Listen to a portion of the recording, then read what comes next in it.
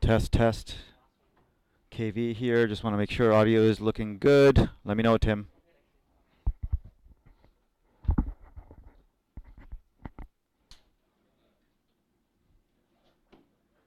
Perfect. Thanks, Darren. It reads out the emojis. That's so adorable. So as I mentioned, the flag is not working, but we will be using the audio. I can hear it. It's not too loud, but I can hear it. So, and then I'll be switching over to Slack to reread the question out. Everybody there? Is everybody set up in Calgary, or are we still waiting on people?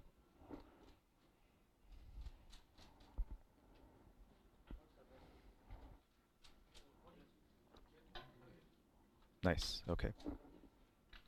I'm going to start talking louder, so if your audio is a little bit low, that's because I'm not yelling at the class just yet.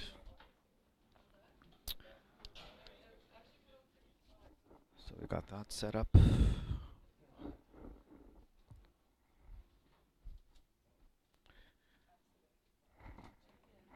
I'll let Sam know that the hand waving thing isn't working so that he can take a look at it today. It's still pretty MVP.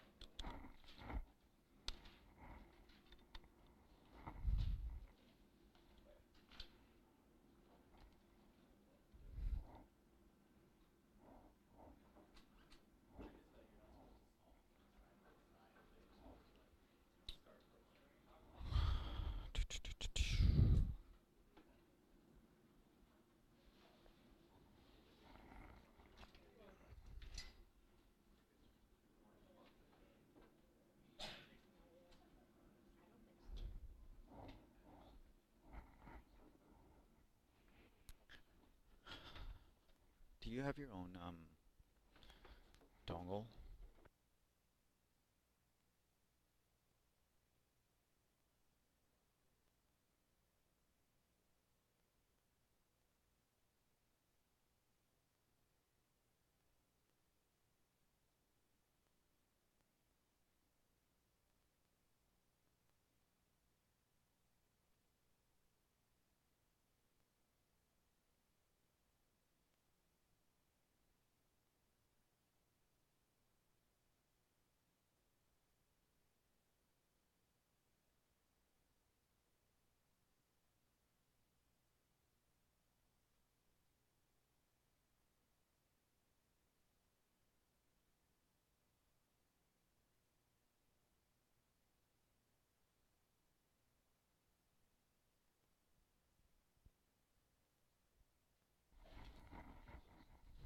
Just leave it here for now.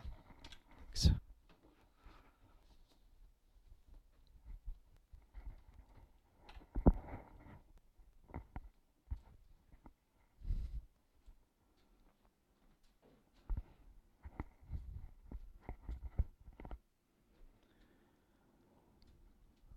Okay. Good morning. How's everybody doing? Feels like we're missing a few people here in Vancouver. Some people are arriving a little bit late. Um, so yeah, hello Vancouver, hello Calgary. We are entering week 4, day 2. How is everybody feeling about SQL and having spent a day doing a very, very different programming language? Yeah? Loved it?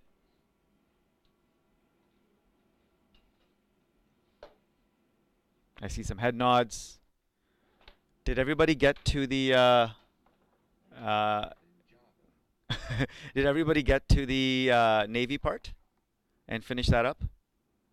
Not exactly. Yeah, so that's something that's a little common for yesterday. It may bleed into today. Don't sweat it if that happens. Um, I'll go a little bit over what the agenda is for today in terms of what the day will look like. But before all that, I'm going to start a little with a joke, and I'll try to make it a SQL joke. You guys ready? SQL statement walks into a bar. Yeah, this is one of those. SQL statement walks into a bar, walks up to two tables, and says, "May I join you?" Oh. Web developer walks into a bar right after, same bar, storms out, goes, "Too many tables, I can't handle this complexity." Yeah, so those are my nerd jokes for the day. And there's one at the tail end, I believe, so we'll see if we have time for that. Okay, so what does today look like? Is this font size good enough for back there? In the back? Yeah? I'll just do a little bit more maybe. So what does today look like? So today's broken up into two parts in terms of what you'll be working with. In all cases, you're still working with SQL databases, but the way you actually interface with them will change from yesterday. So yesterday was very much focused on like just getting familiar with SQL, right? And just database architecture 101. Today, we're going to go a little bit back into programming in Node and using that to communicate with Postgres. So we're going to start with using and understanding a particular NPM module called PG, which is sort of the de facto Postgres module in Node. I'll speak to that a little bit.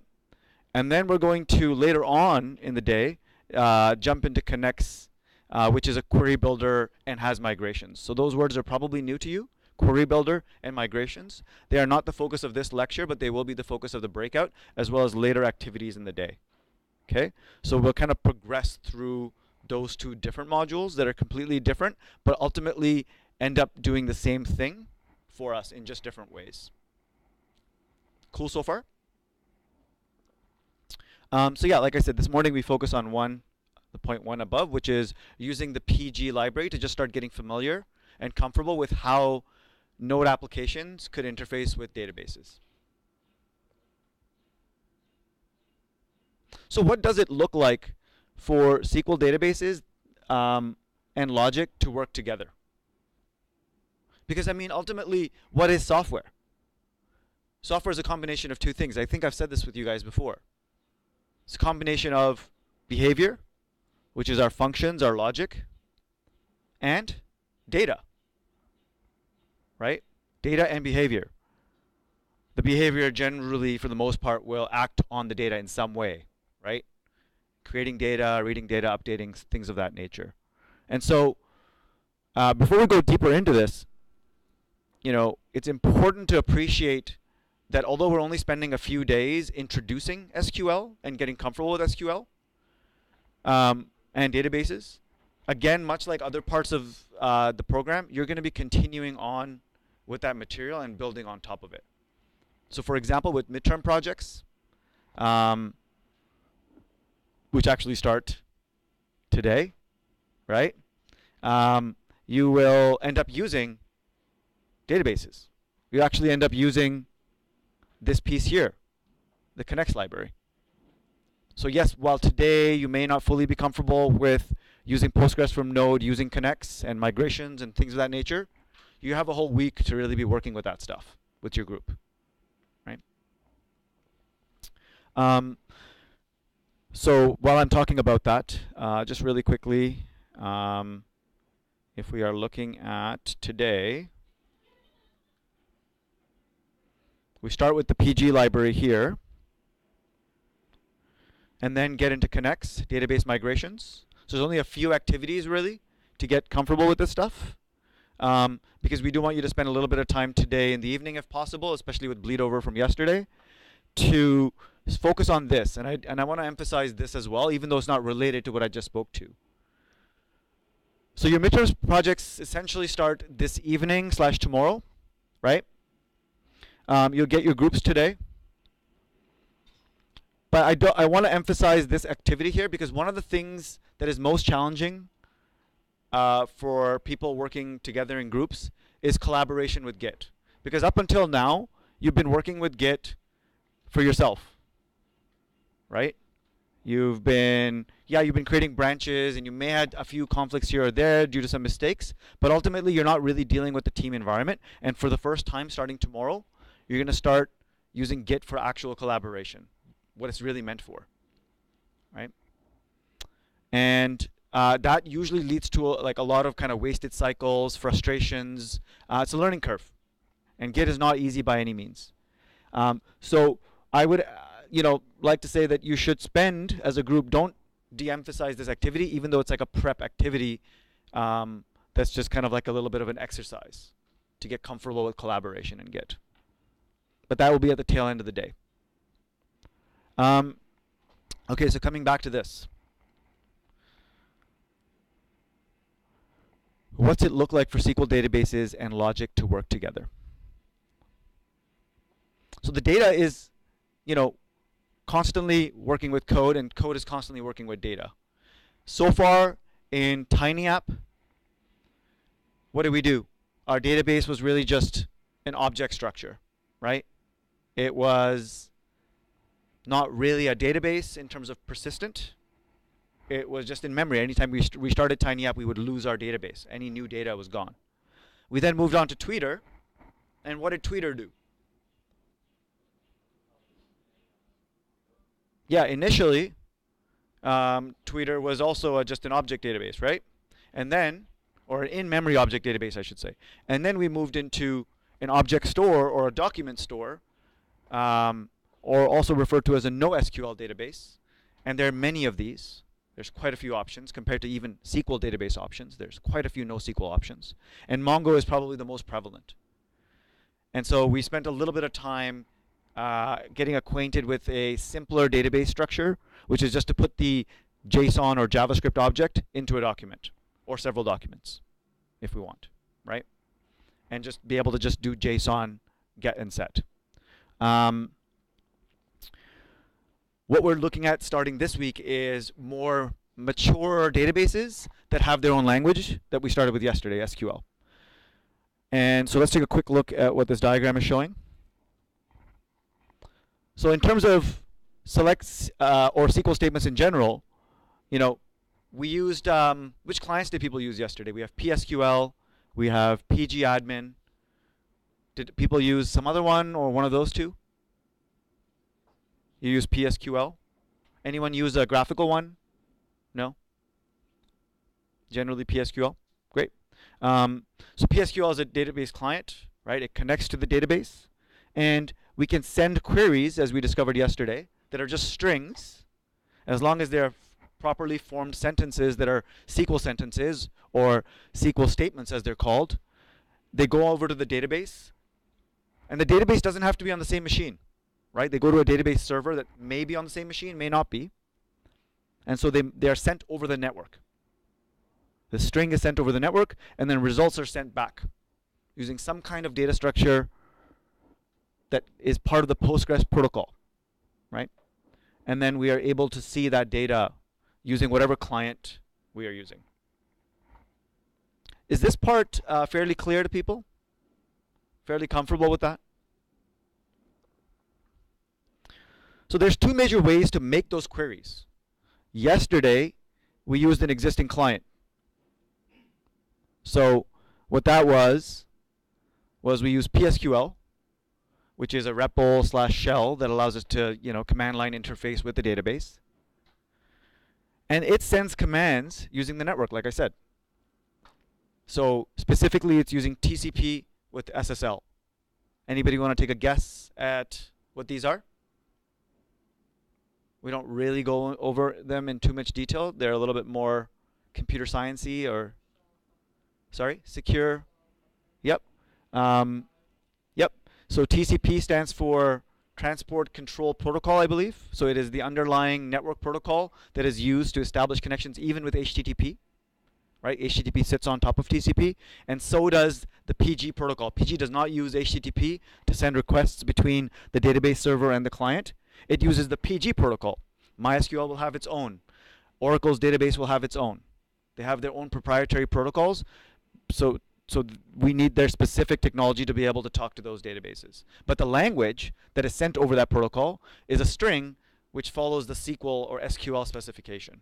Right? So the language is still general. If we learn Postgres SQL, we're going to be able to do MySQL for the most part. There's going to be a few idiosyncrasies between the two different SQL dialects, but overall you're still speaking the SQL language or the SQL language.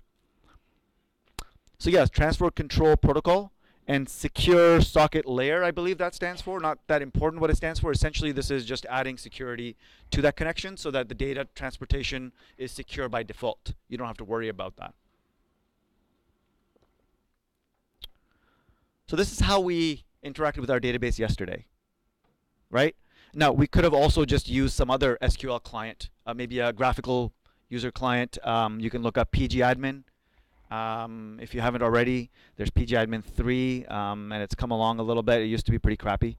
And there's a bunch of other paid or free tools that you can use to connect to either Postgres or MySQL or other SQL databases. And they do the same thing. They're just slightly nicer looking or more graphical. But they're going to go over the network, use the same technology, and talk to the same Postgres servers. So when is it practical for devs to run queries against the database this way? What do you think? This is not our app talking to the database, right? This is us manually typing in queries. Do you think that this is actually done? Can you imagine if this is done out in the real world at companies, if you were to be working there as a dev, or not necessarily even as a dev?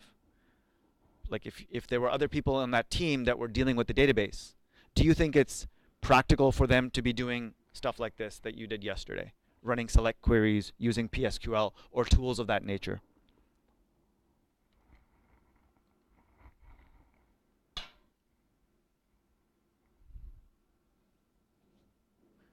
Rachel?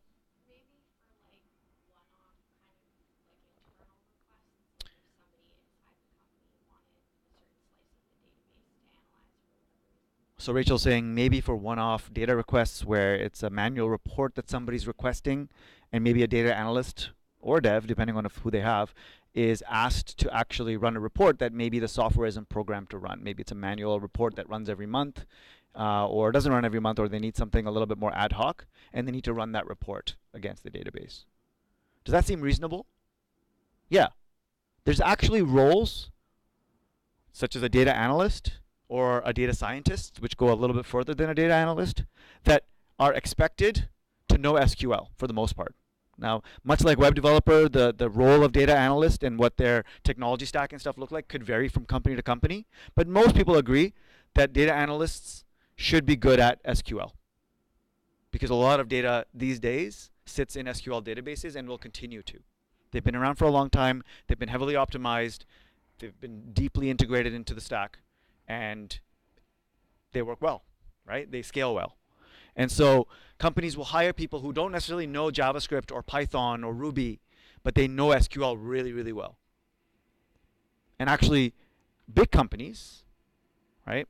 Bigger, medium-sized companies do have those specialized roles.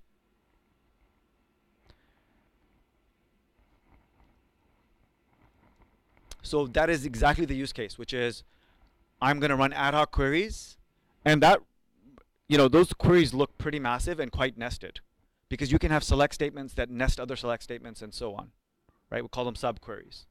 And so select statements get pretty complicated with various different things like, you could even have functions embedded in a database. We don't go there necessarily, but you can actually create, write imperative JavaScript style code in a database. But from a SQL perspective, in terms of writing declarative code where you just write SQL and not logic, there's group by statements, order, there's, as I said, subselects, there's window functions, there's aggregate functions like select, count, and then using them all together to solve a particular question takes quite a bit of practice. So yesterday we barely scratched the surface of what would be needed to actually be proficient with that on the job, right? That comes with practice and specialization.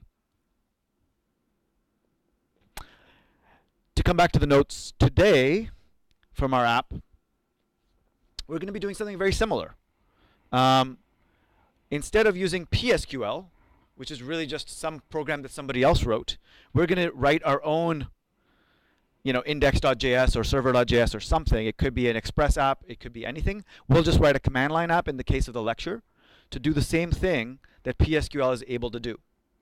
And so we'll have to install some Postgres um, drivers or adapters in order for that to happen, right? In our case, we're lucky the Vagrant machine comes with Postgres installed and the Postgres client toolset also installed.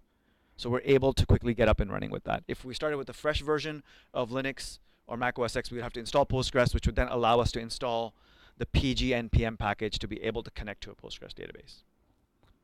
But ultimately, it's using the same tech that PSQL is using to talk to a Postgres server through the network. Again, the database will be on my machine, but it doesn't have to be. It's still going to communicate over the network. Any questions from folks here or from Calgary at this point?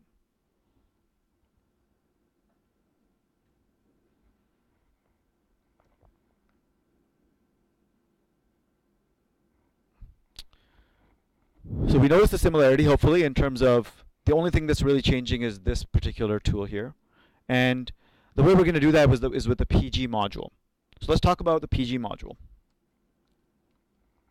If I Google node PG, literally just node or node in Postgres, we come across the node Postgres module. And right away it gives me install instructions. Okay? npm install PG. Now, notice how like the actual install name is different than the name of the package itself on npm or on GitHub. It's called node Postgres, but the install instructions are npm install PG. Whoops. Let's go back. And a disclaimer right off the bat, because this is their homepage, and you'll be looking at it. Some of this code is not the way that we will have you write it initially. You'll see stuff that you haven't used before, because it's more complicated modern JavaScript that you have yet to learn and get comfortable with. And so it's kind of dangerous to start playing with it too early. Specifically, I'm referring to await. While it makes code simpler, and you can compare this with the code that you'll be writing, which is right below, using callbacks, which is what we're more comfortable with. Yes, callbacks has more nesting and is a little bit more complicated. It's more important to understand and appreciate because there's no escaping callbacks regardless. And so it's important to get comfortable with them, and we're going to continue using them. However, if you come across modern libraries or libraries that have kept up with the time, you'll notice that they actually avoid callbacks with asynchronous code. This is something new in ES6 that by the end of the bootcamp you'll hopefully be comfortable with, or at least start to be comfortable with. But right now, we're going to avoid intentionally, right? Even though in theory, it makes our life easier by avoiding callbacks. You have to be okay with that. Even though it's like, but it's like so much easier to just do that. Look, there's like no nesting of code. It looks like it's synchronous code. There's no callback. And yet it's working asynchronously. That is so cool. Indeed, you'll get there. It's just a few weeks away for you, right? But the way we're going to do it now is we're going to be running queries against our database using this similar code to this. I'll do this as a demo. And we'll be running SQL queries in this way. And there'll be a callback, in this case using arrow functions. So let's take a look at the simple code that we'll write today. All right. So I've got npm install PG already done. So it's already in my package JSON. I could run it again. It'll have the exact same effect. It's an idempotent command. It won't make a change unless a version changes or something. But I want to just quickly show you a database, a very simple database compared to Carl's database yesterday. Mainly because we're not talking about database architecture today. We're talking about databases. And so it's just about the communication. One table is enough in my opinion. And really we're keeping it simple, uncreative, a people table. And it'll really just has 3 columns and 2 pieces of information that are going to be used. So there's the ID, which is generally on most tables you'll find an ID column that is a big integer that is the primary key. It automatically increments. And then we have the actual data, which is the first name and last name, right? What does varchar 50 mean as a quick review? Calgary or Vancouver, what is varchar 50? Limit to 50 of various characters. What's your name again? John, right. So John is saying limit of 50 of various characters. Yeah, that's a good literal interpretation of that. You'll also notice that the naming convention is not JavaScript naming convention for databases. It actually depends on which company or team you work on. There are databases out there that will define first name like this. Of course, what's more important is to be consistent. But in the open source Postgres community, and I think the Postgres documentation even, they'll use examples that use snake casing, right? So keep that in mind as well. Yeah, it adds a little bit of like dummy data into the people table. So I've already got this run against my Postgres database in the interest of time. So if I do PSQL and then the database is this one here, I can see that using /describe tables, I can see that there is one table there called people. Therefore, I can do select star from people. Right? This is what we were doing yesterday with PSQL. What we're going to do now is create a program. Let me define what the program is.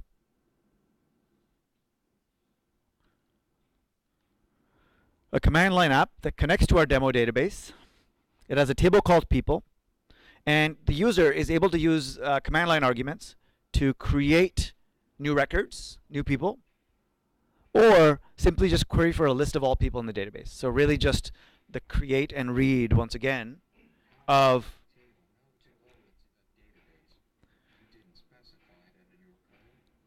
how did that table know to go into the database? You didn't specify that in your code. That's a good question from Darren in Calgary. So how did the table get populated in this database?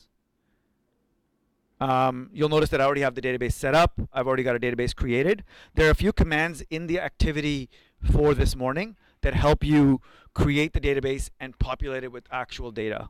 And so essentially, it's not gonna be successful here, but unless I use a different name, but I would essentially do a create database to create a new database and call it, whatever. Let's not confuse ourselves.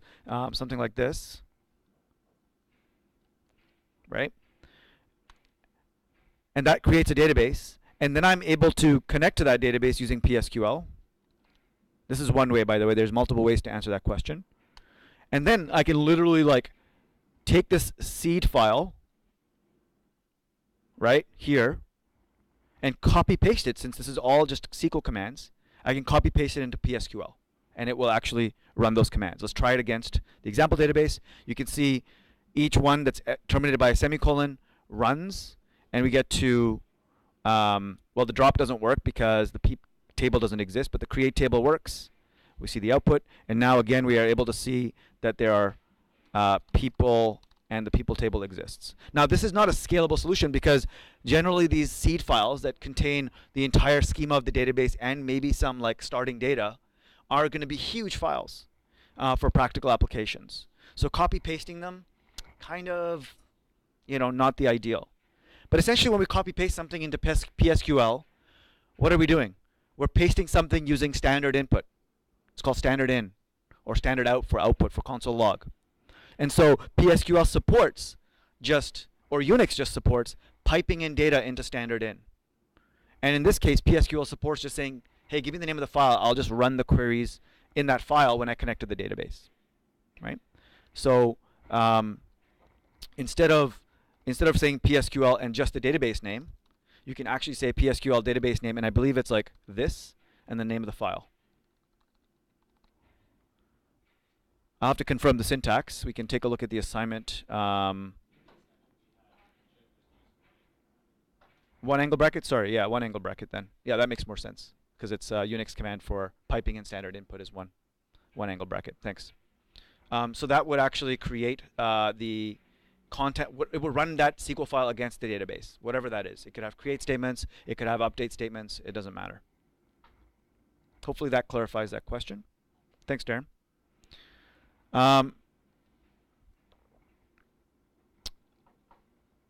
So we've essentially run this file against our database. We're able to see the people records in here.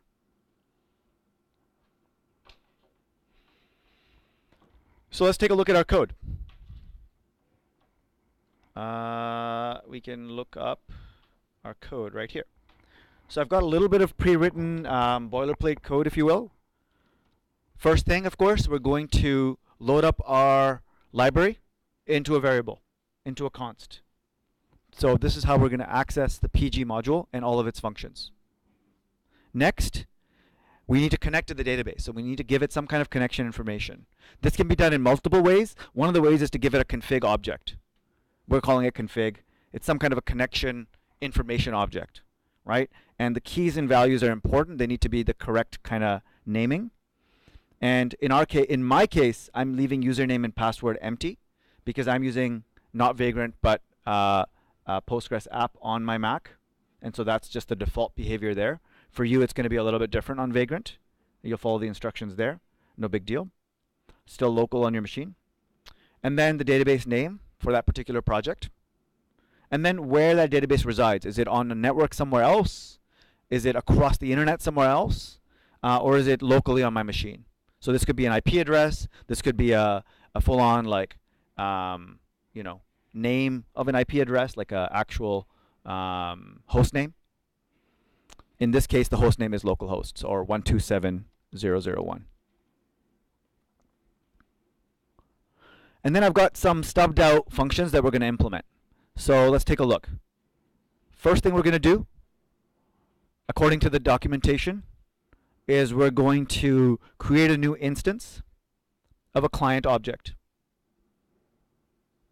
So the way they ask you to do that, if we look at their documentation again, is new client. And we're doing the same thing here. Slightly different syntax, but same idea.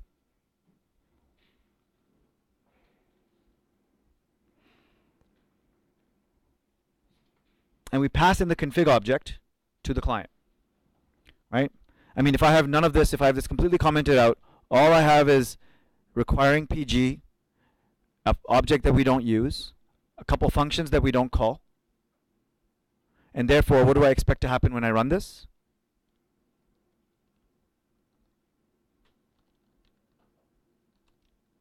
What do I expect to happen when I run this? If there's code that literally does not connect to the database and doesn't do any console logs, I expect it to just do nothing, but hopefully not error out either, because I've successfully installed the PG module, right?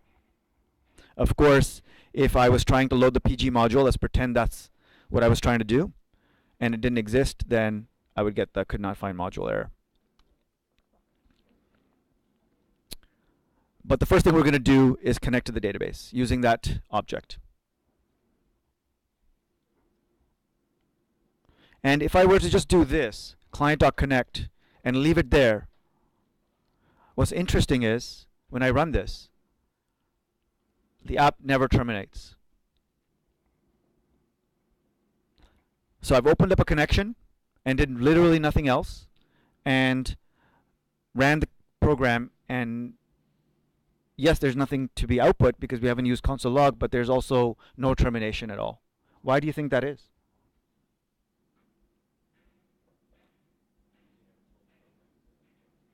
Yeah, you never told the program to terminate the connection. So that is something that we would have to do just to keep it in our mind. After we're done with that program, ideally the user doesn't have to hit Control-C to terminate the program, right? It would make sense for a REPL or a shell, similar to PSQL, for that to be the case, or some kind of command like quit or .quit or something to terminate that, because PSQL kind of behaves that way, right? It keeps the connection open forever, or presumably forever, until you decide to terminate. But our app is not going to behave that way. It'll just run the command that you've asked for, list people or create people, and then it will terminate. So we'll have to end the connection ourselves as well.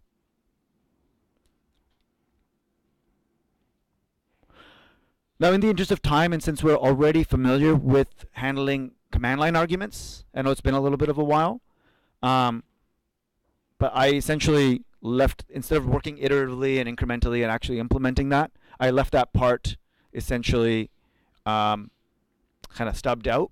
And so after we connect, we want to perform queries. That's at least how I've structured it. It doesn't have to be that way in your code. So there's a function that's called that decides on which query to run the create query or the list query, or select query rather, right? Based on the first argument in the process argument vector, right? The argv in process, or the array that comes back from argv. So in theory, with this commented out, I should be able to run this. It should call perform queries, which will either call create person, or in default, if there's no C provided as a argument, it will not create but rather just list by default. So my default behavior without any arguments should just be list people, which should call list people, which is literally just a console log at this point. But since we don't terminate the connection, we have the same problem that we did before, right? So far, so good. I want to make sure that, because there's a little bit of pre-written code here, that you're at least familiar with the control flow of that code and what it's doing. There's a little bit of boilerplate code. No, you don't have to feel super comfortable with memorizing this particular thing. I don't. You kind of look it up from documentation as you need it, and then you forget that exact line of code until you need it again. You just know what it does, and that's the important bit, right? Any questions so far? Fairly straightforward? Anything from Calgary? So what's next? My standard question, what's next?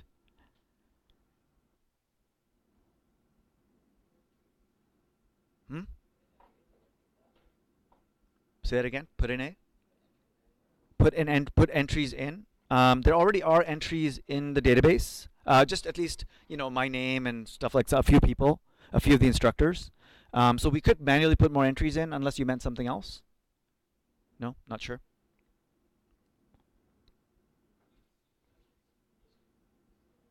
You need to see the database if you're listing it, you're saying? Yeah, so we currently are, it's basically just a console log that's sitting there that's like just saying this is where we have to put in the code to list the people. Are you suggesting that we work on that piece? Okay. It could be a good next step, or create people could be a good next step as well, right? Again, it's the decision that we had similar to when we were doing the Ajax implementation last week. Do we do the create first? Do we do the index first? We could do either. Let's go with index first. Let's do a read first. Maybe that's simpler. Yep.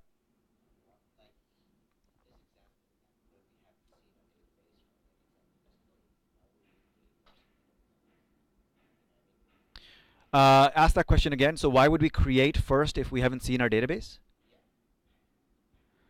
We have seen our database though, right? We've seen it at least in the sense of the SQL command, as well as we can see it anytime we want using PSQL. Oh, I'm sorry. It's the same database that I've created with people SQL. So this particular SQL right here is what I'm using, is what my app is going to talk to. But instead of just through PSQL, I'm actually going to talk to it from my app. Now, this is not an Express app, but it could be, right? And so we're just using a command line app as an example here. Does that clarify for you? Okay, great. Now, kind of an arbitrary decision based on your comfort, which one makes sense for you in terms of implementing. Because the database already exists, you could just start inserting records into it, right? And you could easily, how would you troubleshoot or confirm that something was successfully created using the create person function? Because you have to think about, I should be able to test whatever I implement. So at least with list people, I can create person and then call list people, and then I'll be able to see, right? So if I had list people already working, I can implement create person and debug and confirm that everything is being created. However, there's another way, and you've already explored it. Use PSQL. You're talking to the same database. So when we save something from our app, it will actually still be readable from PSQL because they're talking to the same database. And that is the real benefit of using a single database that many different clients or applications can speak to, including PSQL and our application.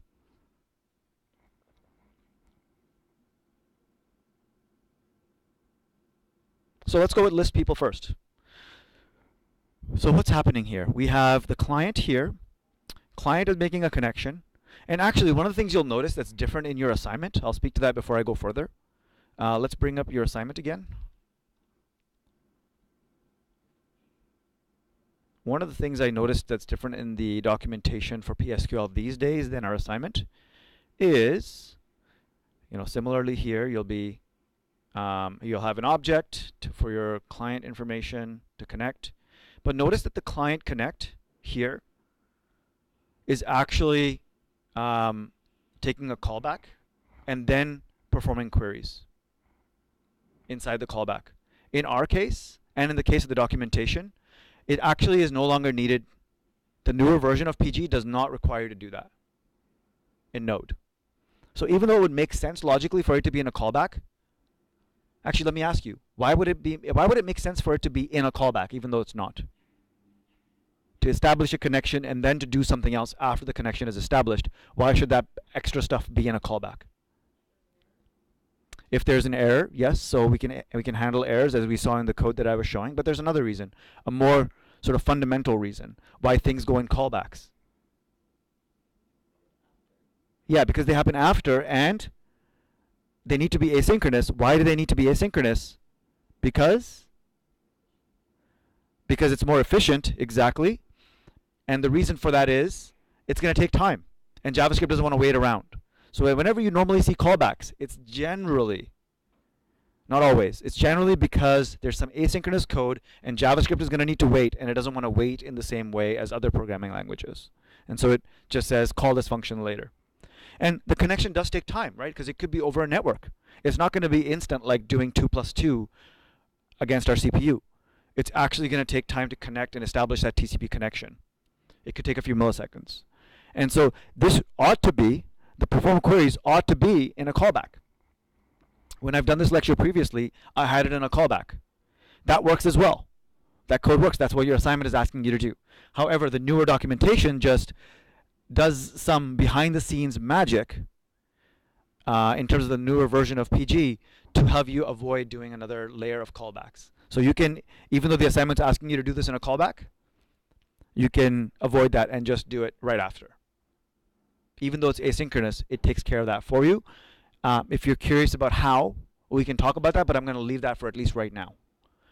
Right? If you want to discuss how it's able to do that, we can try to do that at the end of the lecture if we have time.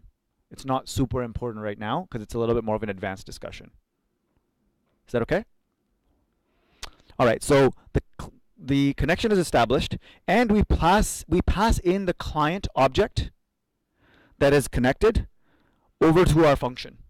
And so that's what we're calling DB here, just to clarify.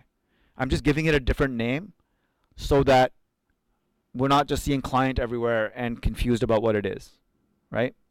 You could call it client here. Maybe that's better. It really depends on what you prefer. But for me, I've intentionally kept it a slightly different name here. But it is the same object that's being passed in. So with that DB being passed in, which is again being passed in to create person or list people, we have essentially that same object available here. My first inclination, if I'm learning this, is to just console log the object that I'm not so familiar with. That's it, right? That's my first step in terms of working incrementally here. I don't expect this program to terminate because we haven't ended the connection, but I do expect it to console log some kind of crazy big object that represents our Postgres connection. And we can see it's an object of type client, and it has some lots of properties, including connection parameters. It's connected to a specific database on a specific port at a specific location. Lots of connection stuff in here. Something about streams.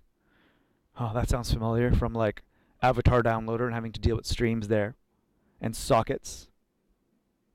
But and here's a little bit of a mention of SSL, whether it's on or off.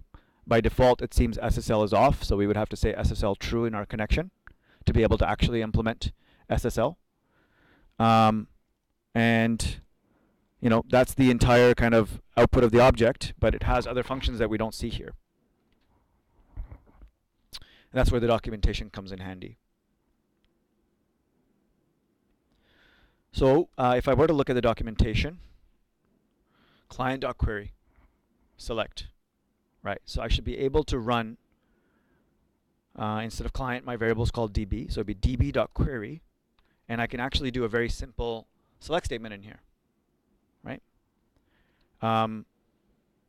Could be something like select star from people. Notice that when I'm writing SQL from JavaScript, I am literally still writing SQL within another language, because it is still just a string that I'm typing into as an instruction to my database. That is the interface to my database. It doesn't change. That is how any Node or Ruby or Java or C#, any application that's dealing with the SQL server, SQL database, has to send it a string in the form of SQL. You don't escape that. Right? So that's an important thing to just remember, that that's what's happening. Later on today, you'll be using connects, which doesn't have you writing strings like this, but essentially it's still doing the same thing underneath.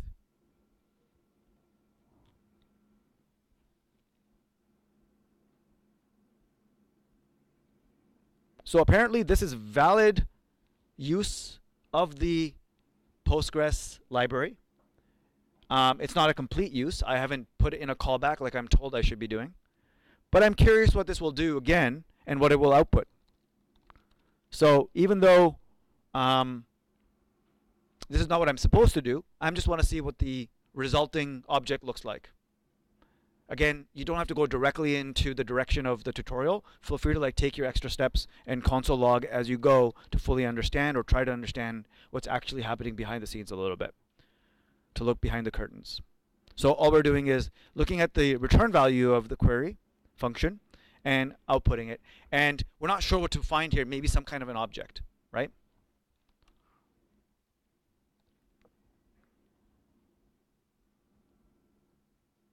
Now in this case, we didn't have a hypothesis because we didn't know what we were going to find. We're actually using, we're not really doing error-driven development here. We're really just doing investigation, right? What happened? What did I see? Does this word look familiar? Yeah. Oh boy. How are people feeling about promises so far? Not so great, right? We haven't really formally spent too much time on it yet, right? Now, if I look at the documentation, though, I don't really see a .then, or I don't see any mention of promises here. So it seems that I don't need to be using the promise. And if I actually look further into queries, like just some simple query examples in the PG documentation, you'll notice that it says callback, promise. It shows you the same thing doing two different styles. And now this is getting more and more confusing, because when I looked at the original homepage, it said, yeah, there's here's some code using await. And I talked earlier about, well, there's this advanced thing that we haven't really covered yet, so please don't do this way of handling Postgres connections, right? And queries. And then there's the callback approach. And then later on in the documentation, for whatever reason, they don't mention it up front, they show that there is actually a third way, which is promises. So there's three different ways of using this library. Because again, JavaScript has evolved so quickly, and libraries have had to keep up, but they can't just replace the old way of doing things. They don't want to, because old code will break, right? So they have to be backwards compatible. And in doing so, they support the way we're going to be doing things with callbacks. They support a more modern approach with promises. And then there's even further, taking promises further with await, async and await, which we're going to leave for tail end, right? And it's not really, in my opinion, a core learning outcome of bootcamp. Async await can come after on the job, in my opinion. But promises you should be comfortable with by the end. So just be aware that they are kind of, in just doing the console log here, I was able to see that, oh yeah, there's also promises here. But not necessarily worry about them right now, because we're just going to be using callbacks. So I can't just look at the results like this using a promise. I mean, I can if I'm comfortable with promises. But really, I'm told that I can pass in a callback function, right? which takes in error and I guess some kind of a result object. And in here, I can console log error and response just to see what they look like. So far, so good? Are you guys with me on this? Question from John.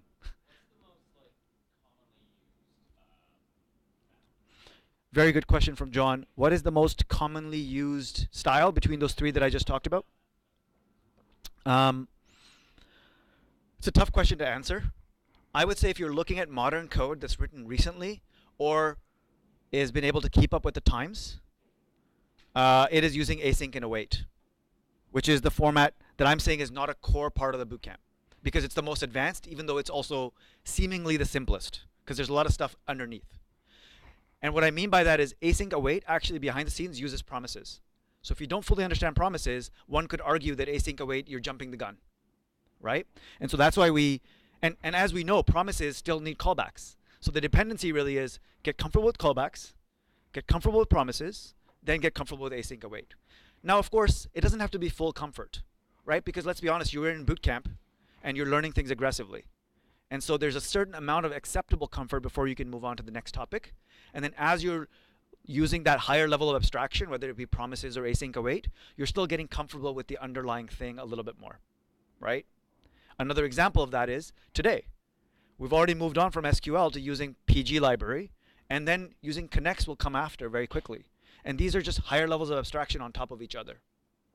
And so we're moving on before you're fully comfortable because that's a necessary evil. But I would argue that you still should be spending at least some more time on promises before you jump to async await. We don't know exactly what the right switchover point is because it varies, right? And so I guess that's my convoluted answer to your pretty complicated question. Async await is probably the most used. Promises actually maybe the most because it just hasn't transitioned to async await yet. But callbacks, people are moving away from as much as they can, but not all libraries support async await or promises. Some are just older and haven't switched over yet.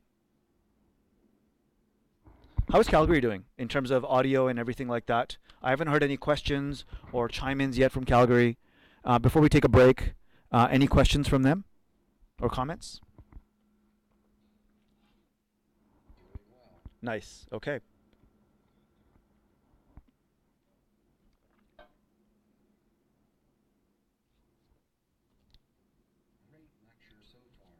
Thanks. I am finding myself talk faster and faster, so I have to watch that. Where did we leave off? We have implemented our callback, and we haven't seen the outputs of the callback. So what are we expecting here? We can have a hypothesis even though we don't know the library. Right? We could be wrong with our hypothesis. That's okay.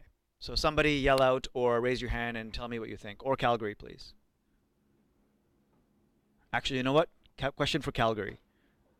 What do you think these console logs will show for the two separate lines? It can be a vague answer. That's okay. You don't know exactly the results that will come back, but what are you expecting?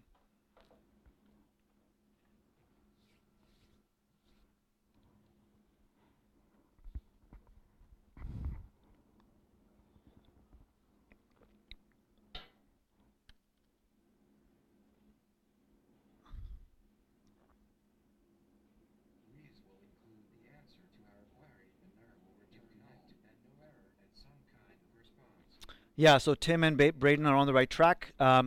We didn't get an error when we tried to connect earlier, so we can assume that the connection is established, assuming that the library established it when we asked. And then, so therefore error will likely be null, and res will include the answer to our query, so a collection of rows or something like that that represent the data that's already in the table. Let's do a quick check to see how correct that is. We're no longer going to see promise because we're not outputting the response or the object return by the query function, but rather the object passed into the callback of the query function. Oh, look at this. Error is indeed null. Good job, Braden. If that is how you say your name. Yep, Braden. And the result is indeed a result thing, and it's a result object instead of just the rows because there's some meta information. So it tells us like, oh, you had 6 rows come back. And by the way, you ran a select command. Oh, and here are the rows. So we already know by just console logging that object that we can do .rows on it. And then it gives us some other meta information in case we want to iterate over the fields, like the columns, not just the rows. But each row is represented how?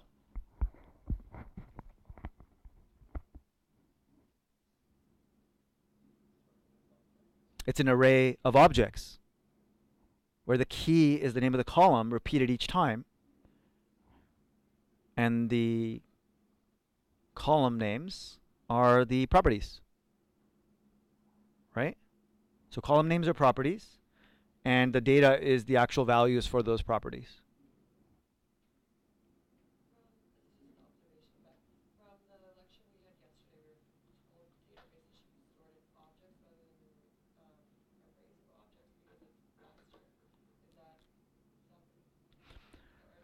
That's a really good question. That's a really good question by Sarah. The question is, so I have 2 questions. I'll answer Tim's after I answer Sarah's. Great questions. But yesterday and before, we've been told that it's faster, Sarah asks, to store our database as a object at the outer level instead of an array. And here we are getting results back in an array. Why? Right? WTF. What's that for? So it's still stored. It's not stored as an object or as an array because the database has its own kind of way of storing data. SQL relational databases actually don't store data as like binary information, and it's really complicated. There's been a lot of research that's gone into that. There's things like indexes. There's things like pages, and those are all like very SQL database specific terms that we don't have to worry about. But to your point around, well, we stored databases as objects, for example, with TinyApp, I think, right? They were objects. Why did we do that? Because we wanted to be able to fetch by ID. Yeah, instead of having to loop through the entire collection, right? This is just, I requested a collection of information, and so arrays make sense. Let's say I did want to look up by ID, though. I'm not going to say select star from people and then loop through, because, again, that would be inefficient. What I would say is select star from people where ID equals 5, because databases already provide me a lookup mechanism using indexes, using where clauses. And so it solves that problem. I don't need to worry about it in this situation. Does that clarify that? It's a really good question. And then from Tim in Calgary, what's the key again? So that's also a good question. Let's take a look at the output again. So when I said key, and I interchanged the word key and property, even though they're not exactly the same thing, the key refers to a property, right? The object has many properties, and they are referred to by keys, these names or symbols, ID, first name, last name, and so on. Essentially, they're strings. If we look at our table, these are the column names. And in database terminology, they're often called either columns or fields. And so that's why the terminology used by the object that comes back is rows and fields. They could have said column names as well. They decided to go with fields, right? We do see them using the word column here as well for column ID, for example. And so we're not going to look through the fields array, but if we wanted to, we could, to see what are the columns that came back. ID, first name, and last name. But we notice that they are there anyway when we look through our collection, right? They're the object keys or object properties. So they will match whatever we query. So for example, before we take a break, I keep switching to the wrong one. So for example, if I just say select ID and first name from people, what I would expect to happen is my objects will be slightly smaller. They won't include last name. And again, in the fields, I won't have 3. I'll only have the 2 fields that are in the table. Does that answer your question, Tim?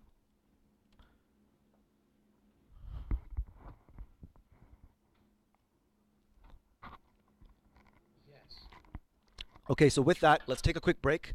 After the break, we're going to fully implement list, and then we're going to implement create. And then I'll just show you my agenda before we adjourn. Let's go back to the notes. So we're going to implement list, create, and then we're going to talk a little bit about database security and a common security issue that we'll intentionally create, and then we will solve. And that's a really important talking point as well. Okay, see you guys in, let's say, 7 minutes. Cool. So 10:06 is when we'll attempt to restart.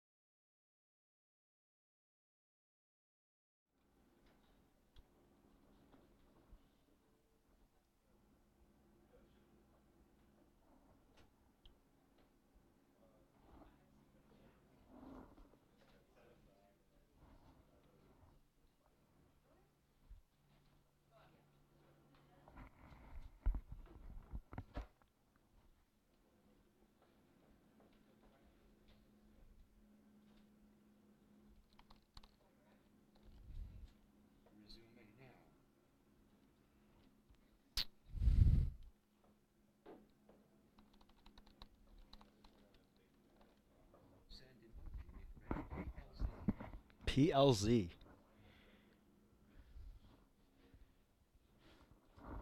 Come back, PLZ.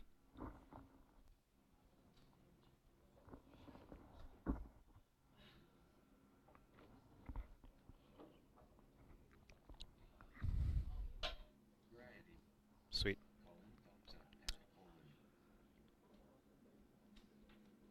Okie dokie. Where were we?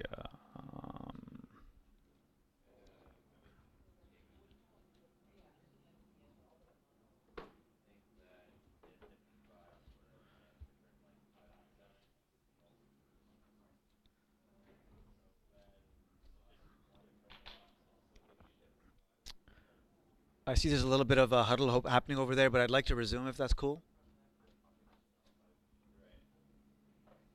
Folks. Sorry and thanks.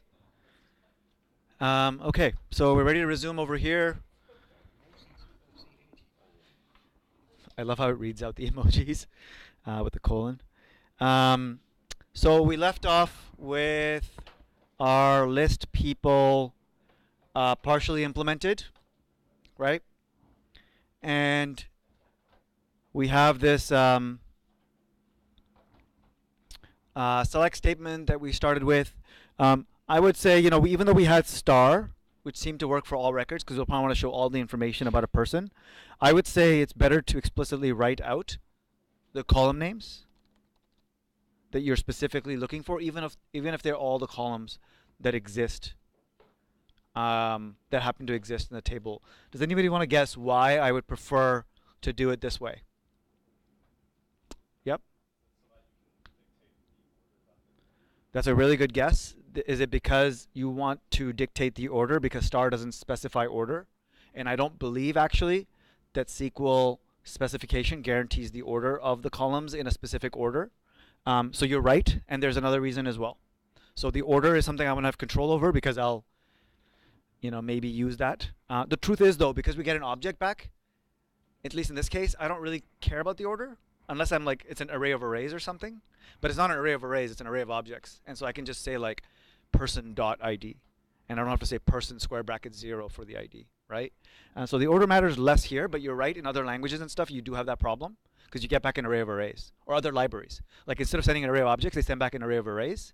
And then I need to manage the order of the columns that come back. Does anybody want to guess the other reason? Yep. That's a great answer. So what if the table expands, right? It's not static. We could have changes to the database over time as the app evolves. And maybe the goal of this particular web page, or in this case, command, is to just list out the columns that we need, even though they happen to be all the columns that are in the table now, but that may not be the case tomorrow. And so we want to have full control over exactly what that page looks like. And there's no reason to fetch data that we're not going to display on the page, right? It's just inefficient and unnecessary. Okay, great answers.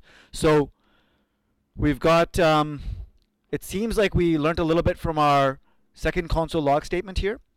The very first thing I'm going to do with the error, just to at least handle a potential error right off the bat, is if there is an error, i.e. if it's truthy and not something like null or undefined or false, in this case we know that it's null. If it is truthy, then I want to then there's an error and I got to deal with it. Right? And the very easiest thing I can do is just to throw that error. It's not necessarily the best thing I could do, but I'm going to entirely kind of just say, propagate an error back to whoever's calling this function and let them deal with it. And since we don't have a catch anywhere, we're essentially causing the app to terminate in case. Because this is a small app. This is not necessarily the most scalable, most common solution, but it's way better than not doing anything with the error input.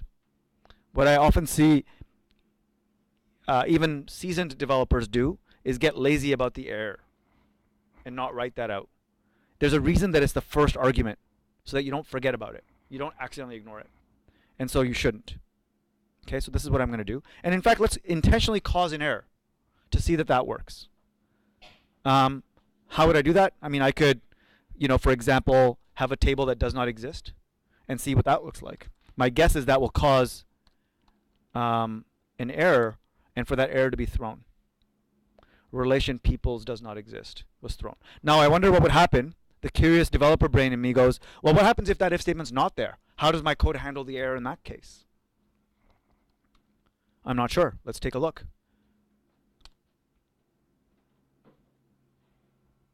So we console log error, right? This is what that is. It's the object, the error object itself that we should have checked and thrown. And then res is actually the thing that's undefined now. So if my code didn't do the if statement, and then I started assuming that the results are there, right? Started for looping over them, well, guess what's going to happen? I'm going to have a very different error, right? The error is going to be that you're trying to loop over something that's undefined. So I should just be a little bit more guarded against that potential by checking for errors. Okay, so with that done, and with that error fixed, I have my for loop. Now, yes, I could write the var I equals like week 1 solution to this, but that's a weak solution, so to speak. What's a good solution for looping over rows? Where you want to start at the beginning and go all the way. You don't need a for r based looped. You could do a for each, which is the callback based approach, or you could do the ES6 approach, which is just for of, exactly. So for of for arrays, for in for objects. Since we have an array of objects, we are looping over array. So it's for of, okay? So for let person of persons. Oh, sorry, of res dot, what was it called? Res dot rows, I believe. I could say row here because I'm going through a collection of rows, but I know the row represents a person. So I'm just being a little bit more specific in my naming.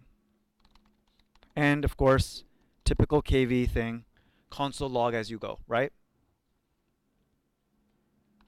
I'm no longer going to console log this large object here, and just going to console log this. And let's go ahead and run that. My expectation is that I will see 6 different, or whatever amount of people there are, different console logs with objects being printed out to the screen with IDs and first names and last names.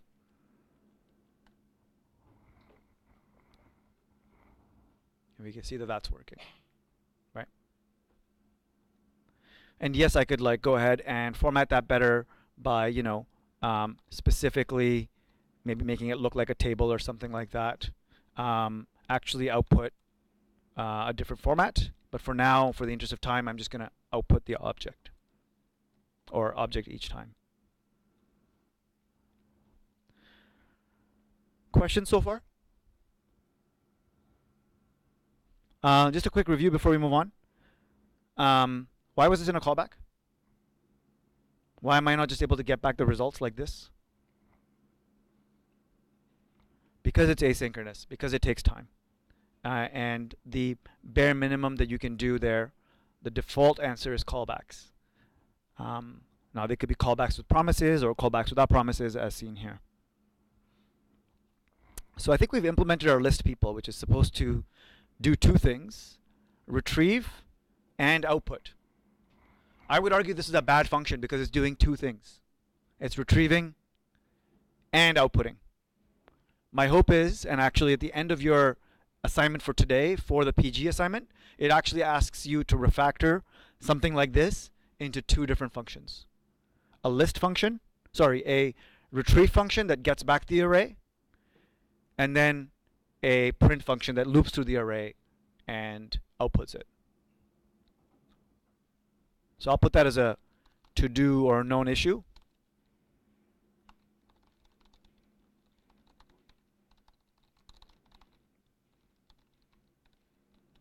Whenever you see a function does X and Y, chances are you need to break that into 2 different functions, one that does X and one that does Y.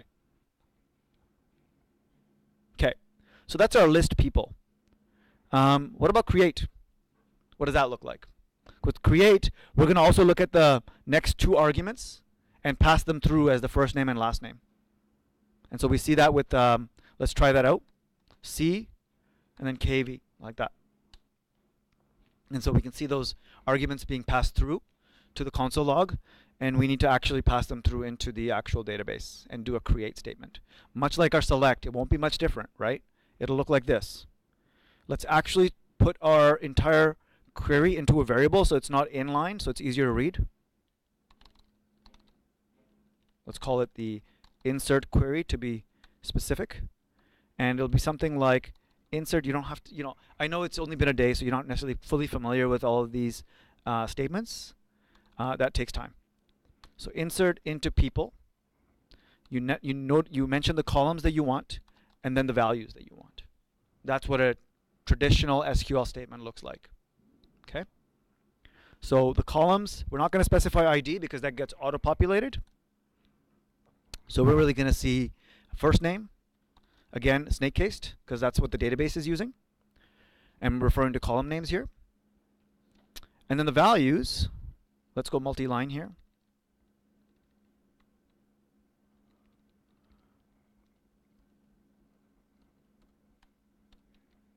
And the values, I need to put in the values actually, because they're going to come in from these two variables, these two function parameters. So I need to pass these in. How do I do that? $, nailed it. So first name and last name.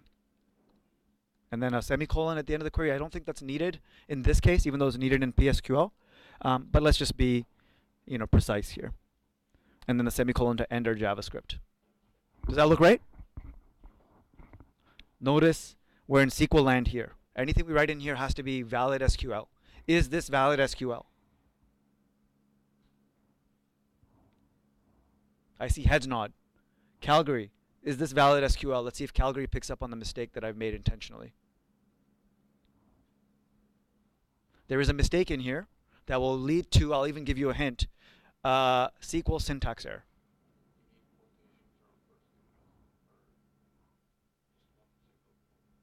You're right. I want to see if Calgary picks up on it. Anything? What's your name? Patrick here has kind of mentioned it, although I don't think everybody heard. But I want to see if Calgary picks up on it. There's something wrong in terms of SQL syntax here. It's a malformed SQL query. It isn't the insert clause itself. I know that you don't necessarily, you're maybe not comfortable with it. So I can tell you that the structure of the insert statement is correct. Insert into table name, column values, values, and then the values. So what's the mistake here? Waiting for Calgary.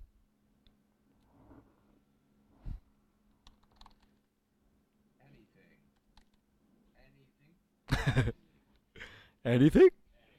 Anything.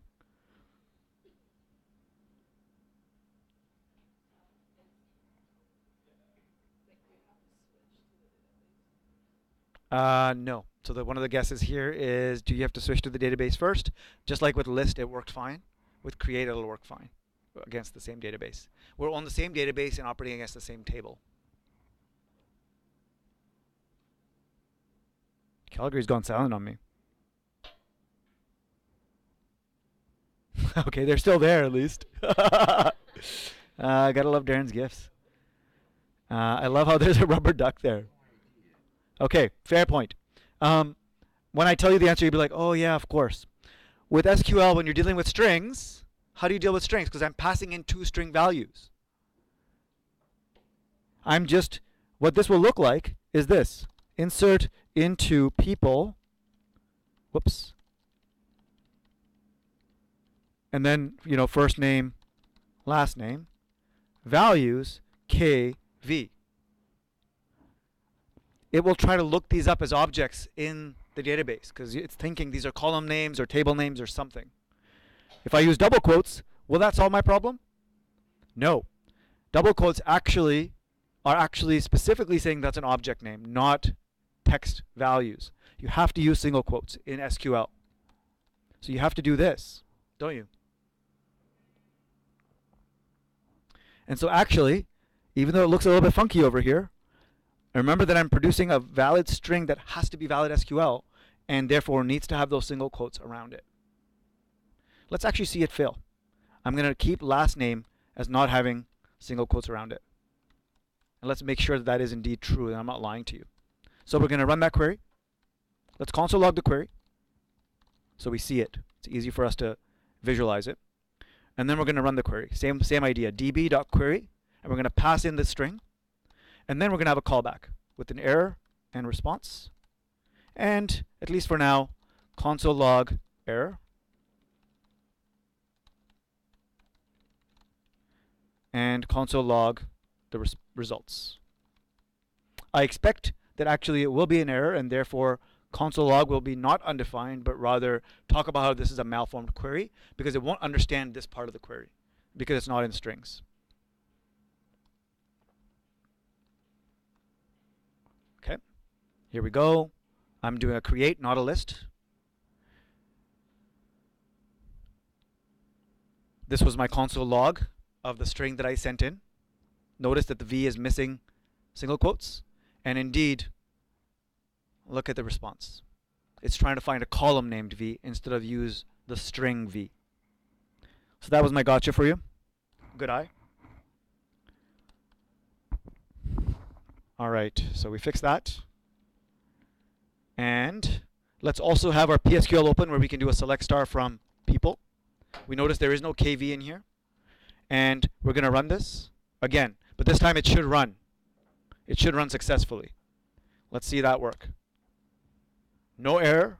And the result says that there was one row that was, I guess, as part of the insert. No rows were actually returned, though. So it's not that one row is in the result set. It's just that one row was affected when it comes to an insert statement.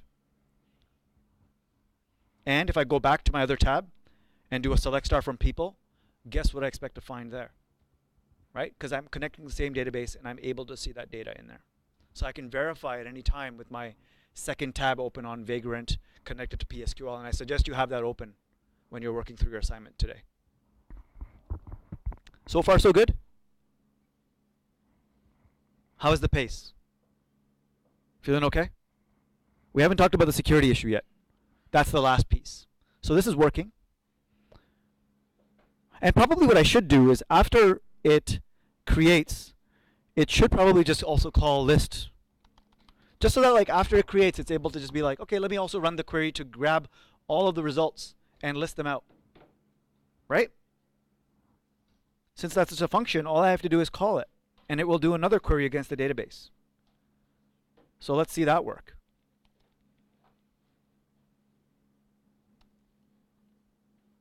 And remember that I want my if statement here as well for handling errors.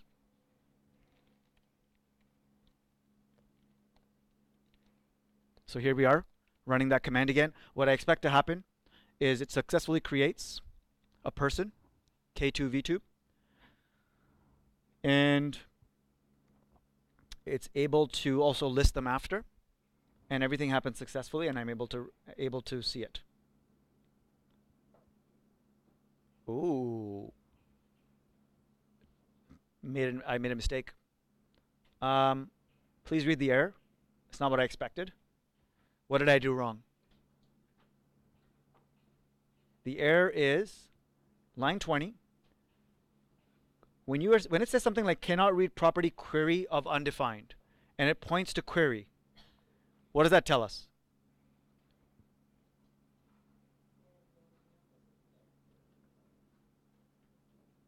This left side is not defined. It's not that query is not defined. It's just that the object, the object is not defined exactly. And so I can look to line 20. I can see that, like that's supposed to be passed in, list people. Here I call list people. I didn't pass anything in. JavaScript was cool with it, but the library, like our code wasn't cool with it. So we got to pass that in, that client object. Let's run that again. Since the first one also succeeded in creating, we now have two instances of that user in there, because the first time it did successfully create, and the second time it created as well as listed successfully.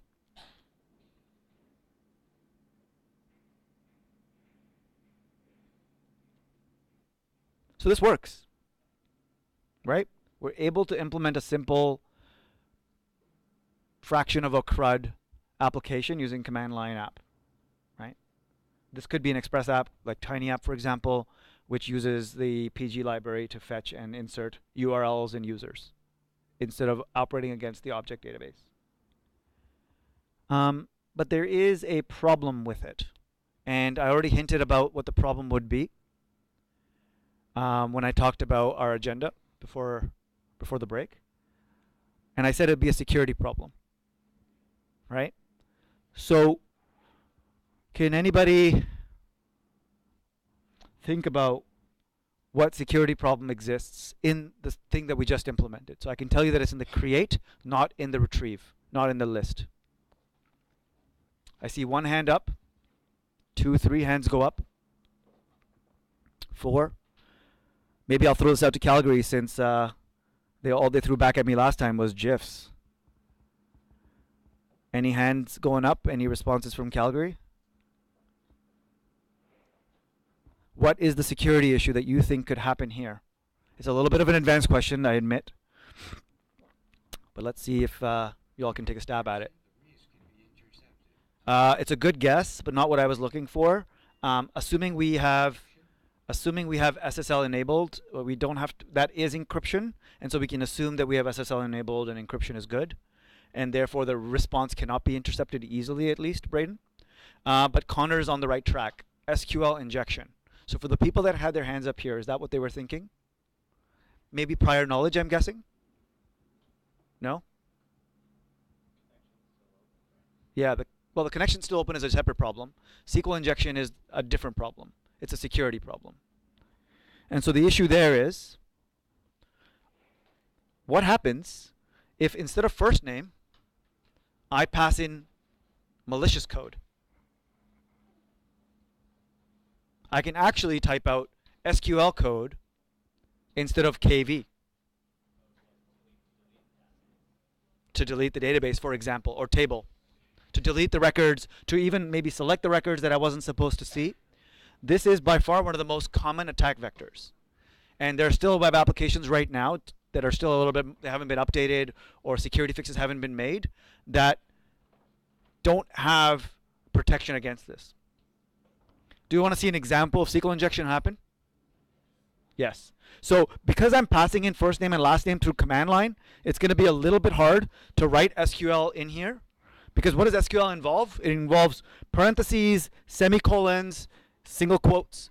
I have to escape these when I'm typing them in the command line. So it's going to get even extra confusing. So what I'll do is, I'll just hard code a first name with a string as though it's coming in from like a web form, like somebody typed it into a form, a sign-up form or something like that. And we'll see what happens by just hijacking the first name, at least in code, to mimic if a user typed in that string. Is that cool? Do we understand that as a thing? So instead of KV, and let's actually, yeah. So instead of, let's do last name. Instead of putting your regular name in here, you decide that you know a little bit extra about, you want to test out the security of this application. And you know that this is going to go in as a SQL statement, or you guess. And you know that means that it's going to be wrapped in single quotes, correct? And you know that if you try to modify it,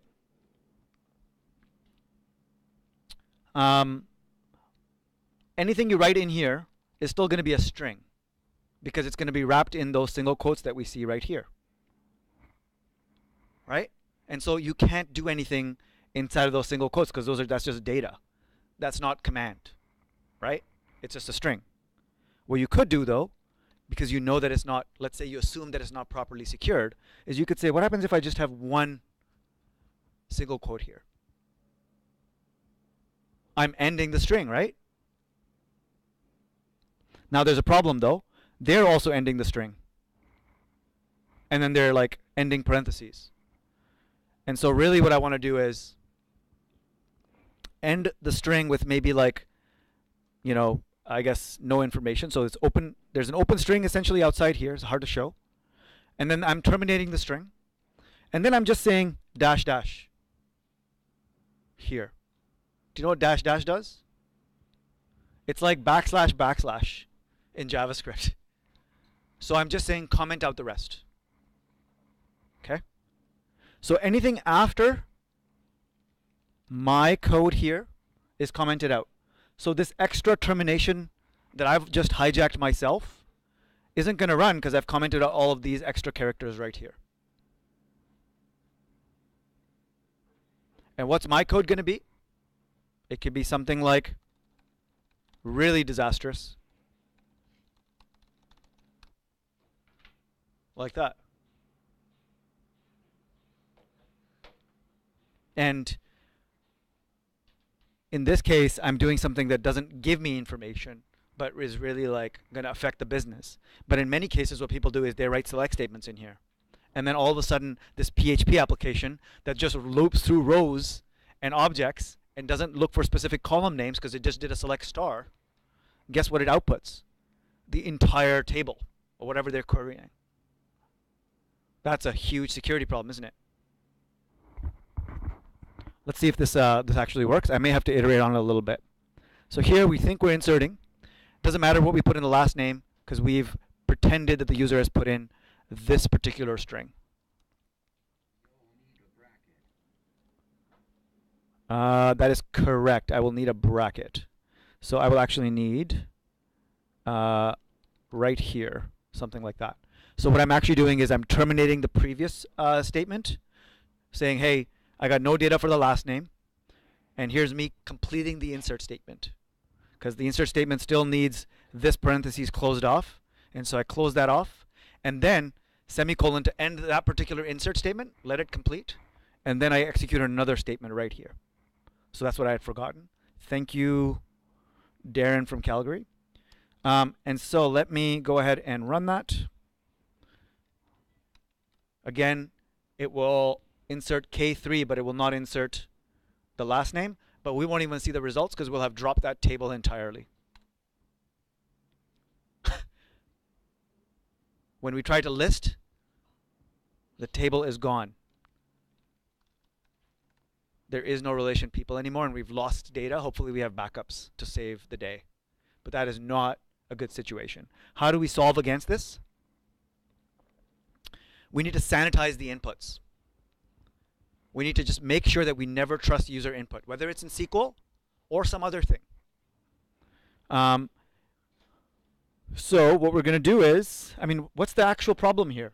Which character is the one that broke everything? Which character is the one that broke the camel's back? There's only one character in this entire string that we need to protect against. The single quote. If we escape the single quote, then they'll never be able to escape that whole string. They'll never be able to step outside the string. Right? So all we really need to do is, this should be let, by the way. We need to replace any instances of single quote with what you would expect here is backslash single quote, but SQL doesn't escape with backslashes. It escapes really confusingly using another single quote. So every single quote becomes two single quotes, and that means an escaped single quote. So if you're saying like something like Khurram's lecture, you would say Khurram in the SQL. It would look like Khurram, comma apostrophe s, because it's escaped, right? And so if we do that, then we've protected against the thing. Let's give that a shot. We'll have to recreate the table. So let me go ahead and just grab the SQL, paste it here. Now we have our table again. And if we run it now, what do we think will be inside of, what do you think will happen? It will not, oops, I am doing a mistake here where I said let twice, so that's a mistake I didn't intend to make.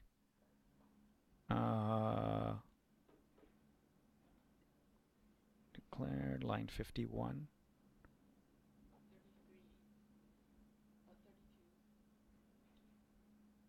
Sorry, line. Where are you seeing 32? Oh, right here, line 32. My mistake. So line 32. Oh yeah, that's right. It's already a parameter, so that made sense like that. So we hijack it, but then we sanitize it. And now when I run this successfully, look at the value that's stored in last name. It's actually, you can no longer escape that string, or rather, a better word would be, you can no longer step outside of that string as a user, accidentally or maliciously. Because it could have happened accidentally. I could have just said Khurram's lecture, and I would have broken the whole SQL statement, right? Because I wasn't escaping those single apostrophes. Now, instead of doing this and remembering to do this, because you will forget, libraries tend to actually tell you not to do it this way. I'm going to leave this as like old, and I'll re-implement it the way that's suggested. Okay, so I'll just copy this function above and call it create person regular. And what we're actually going to do, instead of running a replace like that, we're not going to concatenate, because that's the danger here. We're doing string concatenation or string interpolation. We are just going to say that the values are $1, which is a text value, and $2, which is a text value. And then when we pass in the query, we are not passing in the data along with the string. It is protected because there literally is no data in that query. And the data is passed along separately to the library in that order, 1 and 2. So we'll pass an array with the data. First name, last name. Okay? And that takes away our responsibility from sanitizing the data. And since it's a common problem that we'll have to run against every single value, we just let the library do it for us. But almost literally the code it runs is the code that we wrote earlier, which is essentially taking that one, anywhere there is single apostrophes, replacing it with a double apostrophe. This is not valid SQL. What we're using here is placeholders that the library then turns into a full SQL query and runs against the database. Questions? Yes, by library I mean the NPM module. Good question. What do I mean by that? Yeah, library means NPM module. And in fact, if we go back to the documentation that I quickly glanced over,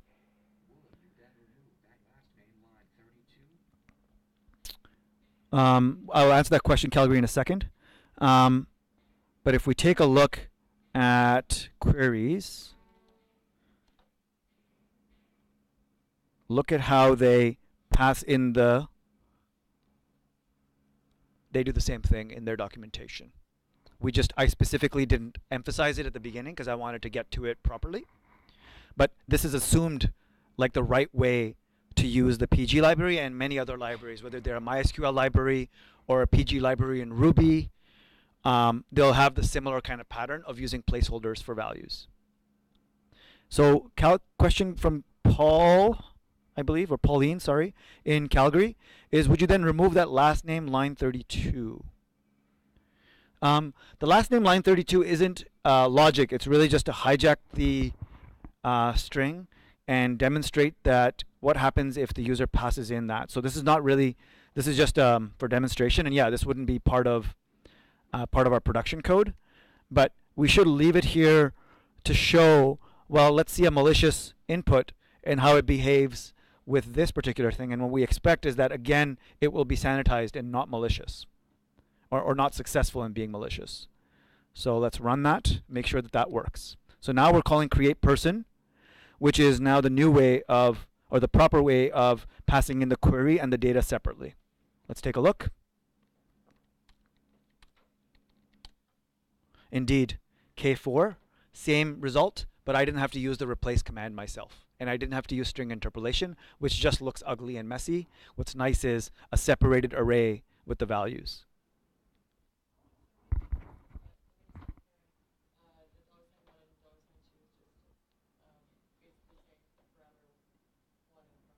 That's right. I didn't clarify that very well. So the question is, I just want more clarity on this $1, $2 thing. Absolutely. So this is just saying first parameter in the array. It's not zero based for whatever reason. Second parameter in the array. And you can optionally say what type it is, right? In our case, if we leave it, it's defaulting to text. So I'm just being extra verbose here for the developer's sake to just, be like, hey, it's text. But you can also just leave it like that for text. If it was a number, you could say, integer. If it was a decimal, you could do something like that, or float, or whatever the type is. Um, the value is coming, the value is coming from the actual array in the specific order that it's mentioned here. Yep, exactly. No, sorry, it's this array's particular order that affects how it looks up. So first is here. Yeah, good question.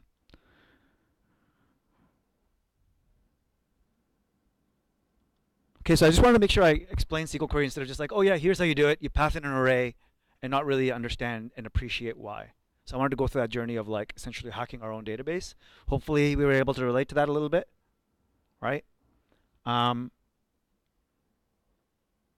So that's the end of my demonstration in terms of like at least showing how you would interact with a database. Oh, the one thing I left out was terminating the connection, right?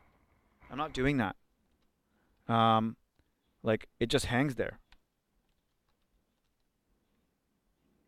Like I have to hit Control C. So perhaps because I know that the create person still runs another query after list people, perhaps in list people, because we know that's the last thing to run, we can then say once the query is done and I have the results, db.end. Because I know this is not a REPL and it should end the connection after successfully listing people, I feel safe in doing this. And now it terminates because the connection has been terminated and there's no longer an open kind of connection that's waiting for more instructions. How are we doing? How are we doing Calgary? And how are we doing Vancouver?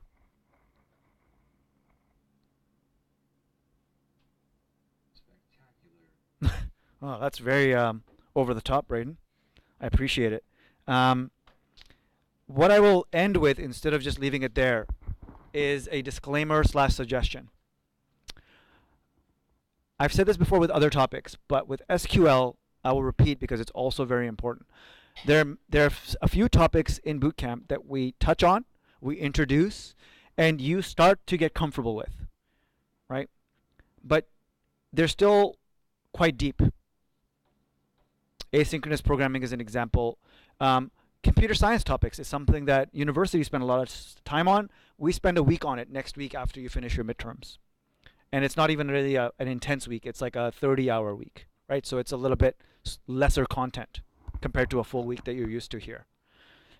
That's another example of something I say that after you graduate here, you have a gap or multiple gaps. One of them is computer science theoretical knowledge from week 5.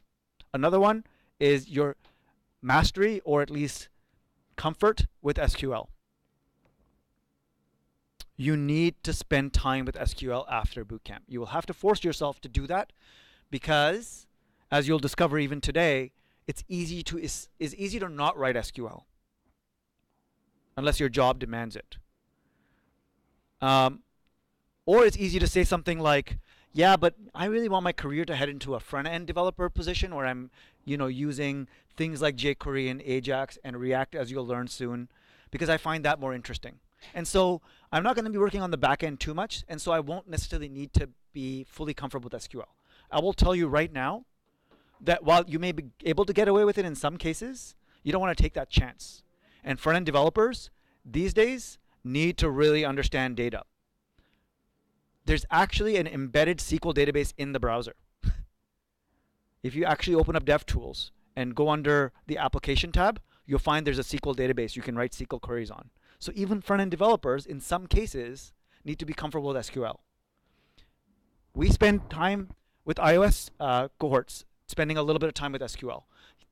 They're building iOS apps that are similar to like front-end devs, where they're fetching data from a server and they're displaying it and manipulating it from the iPhone apps. But still, comfort with SQL is important because they also have an embedded database in smartphones, and they are SQL databases. Not to mention, even if you don't use those, let's say you're front-end dev and you're not using that obscure SQL embedded database in a browser, why should I have to be comfortable with SQL? Does anybody want to take a stab at that? If I'm doing front-end dev and don't really have to write SQL, why should I take the time to get comfortable with that language?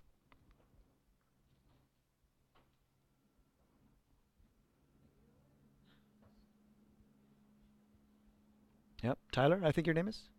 Tristan. Damn it.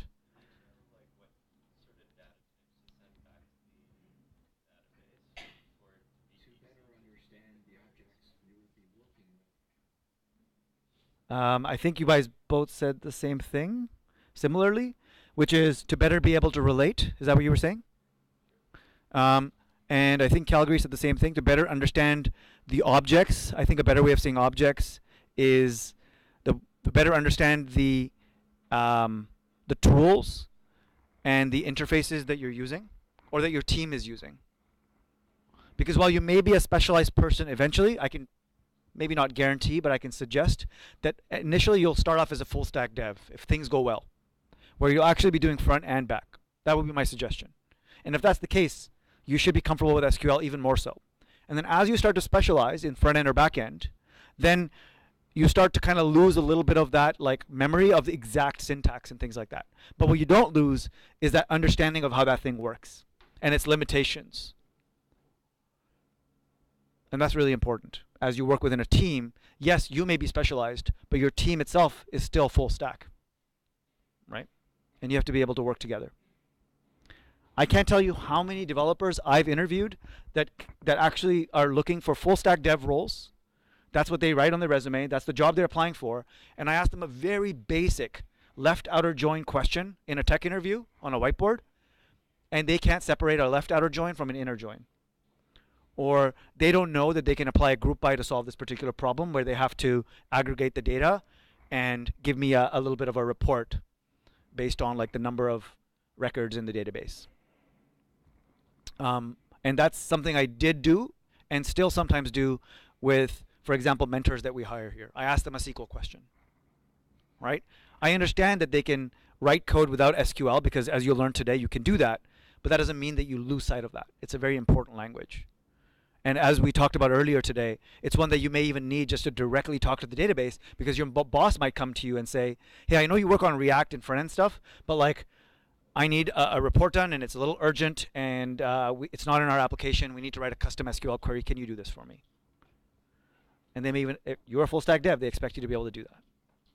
So to summarize, as a full stack dev, you are expected to know foundational core SQL that we introduce here, but we don't spend enough time on here.